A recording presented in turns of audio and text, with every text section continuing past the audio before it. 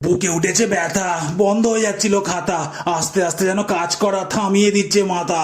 আগেও হয়েছে এমন, ঠিক আজ হয়েছে যেমন। আগে আর একটা, তবে এতটা জোরালো ছিল না তেমন। পরের দিন ছিল নিমন্ত্রণ বাড়ি, তাই শুয়ে পড়েছিলাম তাড়াতাড়ি। বউ কোথা থেকে মেহেন্দি পরে হাতটা রেখেছিল এরম খাড়াখাড়ি, ফ্যানের দিকে করে হাতটা খাড়া, মেহেন্দি শুকোনো ছিল তারা। হঠাৎ চোখটা খুলে আটকে উঠে যাচ্ছিলাম আমি মারা। ভয়ঙ্কর হাত, কালো, নেবানো ছিল আলো। বুকটা ধরে চিল্লে উঠলাম, আমার সব গেল। হাসতে হাসতে বউ দেখি নাচ করছে ছৌ, বলছে হাতে আমি মেহেন্দি পড়েছি, তুমি চুপ করে শো। বুকটা গেছিল ঢুকে, হৃৎপিণ্ড এসে গেছিল মুখে, আর একটু হলে বেরিয়েই যেত এরম কাণ্ড দেখে। কাল রাতে মোবাইলটা ধরে বাড়ি ঢুকছিলাম তাড়াতাড়ি করে, শরীরটা আমার কেঁপে উঠলো ঢুকতেই আমার ঘরে। মুখে সাদা মতো কি একটা সাটা, তার উপর পুরো মুখটা ফাটা। আমার তো দেখে পুরো গায়ে দিয়ে উঠেছিল কাটা। দেখে সাদা কালো গা, কেঁপে উঠলো কলিজা। আমি তো চিল্লে উঠলাম, তুমি কোথায় গো মা?